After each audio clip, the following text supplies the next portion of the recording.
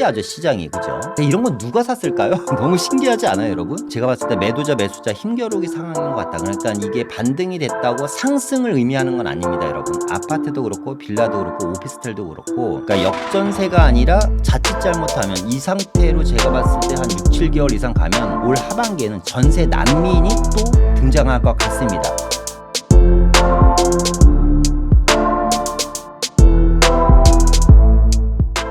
그런데 또 이제 의미 있는 뉴스가 하나가 있어요. 뭐냐면 이제 아파트만 이제 이렇게 가격이 반등되고 올랐냐, 그게 아니라 빌라와 오피스텔 거래량도요. 1월 달 이후에 바닥을 찍고 반등을 하고 있다라는 뉴스입니다. 2월 아파트 매매량은 지난해 최대 건수를 넘어서 1월 달 최저점으로 보였던 빌라와 오피스텔도 2월 반등에 성공을 했다. 신기하죠, 시장이. 그죠? 얼마 전만 하더라도 빌라왕 때문에, 그죠? 빌라만 하더라도 치를 떨던 사람들이 있었고, 금리 인상으로 인해서 오피스텔 시장은 이제 박살났다라는 뉴스가 한 달 내내 도배를 했는데, 이런 건 누가 샀을까요? 너무 신기하지 않아요, 여러분? 1월 달에 바닥을 찍고 반등을 했어요. 어쨌거나 아파트뿐만 아니라 빌라와 오피스텔, 그러니까 빌라 거래량이 는 것은 이해를 해요. 왜냐면 작년에 이제 모아타운이라든가 신석통합 이런 것들이 구역 지정이 상당히 많이 됐고, 지금 서울시 오면 여기저기서 재개발하겠다고 난리도 아니고 추진위가 만들어지고 동의서를 걷는 데들이 상당히 많잖아요. 이런 지역들은 지금 혹시 여러분 재개발에 관심 있으신 분들은 시장 조사를 해보셔서 아시겠지만, 사실상 빌라가 특정 지역, 강서 지역 같은데 목동이라든가 화곡동, 시흥 뭐 이런 지역들, 좀 외곽 지역에 있는 빌라들은 가격이 실제로 많이 빠졌어요. 그리고 회복 자체가 안 되는데, 서울 도심권에 있는 지역이나 마포나 용산 성동구라든가 동작구 같은 경우나 중구 쪽에 있는 이런 재개발 관련된 호재가 있는 빌라들은 지금 물건이 없어서 못 삽니다. 가격이 상당히 많이 뛰었어요. 근데 어쨌거나 이 친구들도 바닥 지나고 지금 반등을 하고 있다라는 얘기입니다. 예. 근데 아직은 제가 봤을 때 매도자 매수자 힘겨루기 상황인 것 같다. 그러니까 이게 반등이 됐다고 상승을 의미하는 건 아닙니다, 여러분. 아파트도 그렇고 빌라도 그렇고 오피스텔도 그렇고 하락점이 둔화되고 있다. 그리고 거래량이 많이 늘어서 반등에 대한 시그널이 보이고 있다고 해서 이게 저거 상승을 이야기하는 건 아니고요. 제가 밑에 써놨던 것처럼 매도자 매수자의 힘겨루기 상황입니다. 이제 급매물이 다 빠졌으니까 앞서 얘기했던 것처럼 뭐 예를 들어서 상계주공 3단지가 8억 5천짜리가 6억에 나왔을 때 사람들이 많이 사갔단 말이에요. 근데 지금 거의 8억대 다시 나오고 있잖아요. 그죠? 그러니까 매도자 같은 경우는 급매물이 없으니까 이제 시장 가격대로 내놓으려고 할 거고, 매수자 같은 경우는 아니 한두 달 전에 고점 대비 30-40%싼 그 물건을 봤는데 이거를 지금 당장 사겠습니까? 그죠? 그러니까 당분간은 이 힘겨루기 상황이 계속해서 이어질 것 같아요. 그러니까 급반등보다는 급매물 위주의 잔여 물량들이 좀 소진되는 단계, 요 정도로 여러분들이 좀 생각하시면 될 것 같고, 횡보 가능성이 상당히 높아집니다. 예,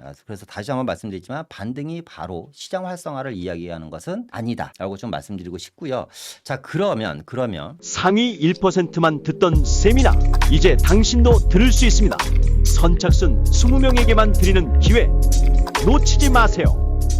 앞으로 시장 전망은 어떻게 될까요, 여러분? 앞으로 시장 전망이 과연 어떻게 될 것인지에 대한 이야기를 한번 해보겠습니다. 정리를 해보면 아파트 시장도 그랬고 빌라 시장도 그렇고 오피스텔 시장도 하강 국면에서 부합 국면으로 지금 들어왔고요. 그리고 이제 거래량이 살아나기 시작하면서 하락폭이 둔화되고 있습니다. 그런데 매매 시장만 그런 게 아니라 전세 시장도 똑같은 상황을 보여주고 있다라는 거잖아요. 그럼 향후 시장 전망은 이렇게 한번 우리가 생각해 볼 수 있을 것 같아요. 일단은 지금 이제 횡보가 당분간 줄다리기 싸움으로 인해서 횡보가 이어질 거라고 말씀을 드렸잖아요. 그렇죠? 그럼 횡보 이후에 상승이 될 수도 있고 하락이 될 수도 있겠죠. 그러면 상승을 하기 위한 전제 조건이 있어요. 그게 뭐냐면 제가 지난주에도 뭐라고 말씀드렸죠? 매매 가격과 아파트에 대한 거래량보다 중요한 게 전세 거래량과 전세 가격 지수가 올라갈 것인지 떨어진 것인지를 제일 먼저 보아야 된다라고 말씀드렸죠. 일단 전세 가격이 상승되거나 또는 기준금리가 인하가 되면 당연히 시장은 상승으로 갈 확률이 거의 99.9%입니다. 그죠? 반대로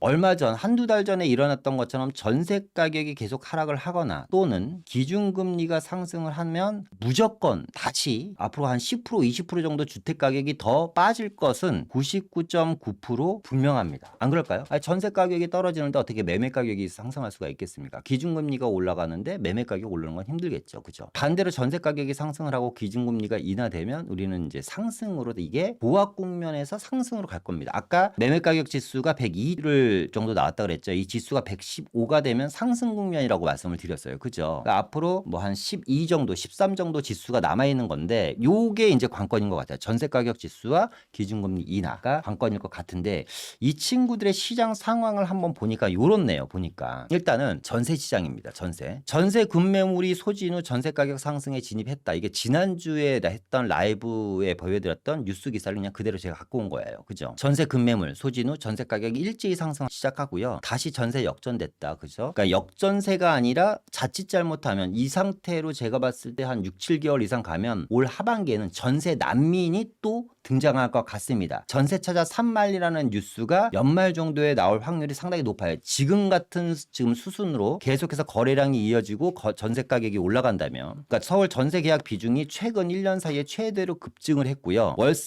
이유는 뭐냐면 월세가 너무 비싸고 기준금리가 오름에도 불구하고 대출금리가 내려가다 보니까 전세 수요가 다시 늘었다는 얘기입니다. 그래서 보시면 아파트 전세 가격 지수 증감률을 보면 2022년 6월부터 전세 가격이 쭉 빠지더니 전세 가격이 2021년 1월 9일을 기점으로 V자 반등을 합니다. V자 반등. 그렇죠? 전세 가격이 완만한, 그러니까 아까 매매 가격 지수는 완만한 상승이었는데 전세 가격 지수는 지금 보시는 것처럼 상당히 가파르게 V자 반등을 하고 있다. 이건 무슨 얘기냐면 전세 물량이 빠르게 소진되고 있고 전세 가격이 상승하고 있다는 걸 반증입니다. 그러면 앞서 제가 말씀드렸던 것처럼 상승을 하려면 전세 가격이 중요한데 지금 전세 시장은 상승세로 돌아갔다. 그러면 금리를 한번 보겠습니다. 금리 같은 경우는 뭐 다 아시겠죠. SVB 쇼크와 그리고 이제 시그니처 은행 파산, 실버게이트 뭐 이런 것로 인해서 연준 금리 인상이 쉬워 보일 것 같지는 않습니다. 상당히 머리가 아플 거예요. 그죠? 만약에 금리를 올린다고 하더라도 빅스텝이나 자이언트 스텝은 당연히 힘들고요. 베이비 스텝 정도 0.25% 정도 그것도 아주 조심스럽게 올리지 않을까. 그러니까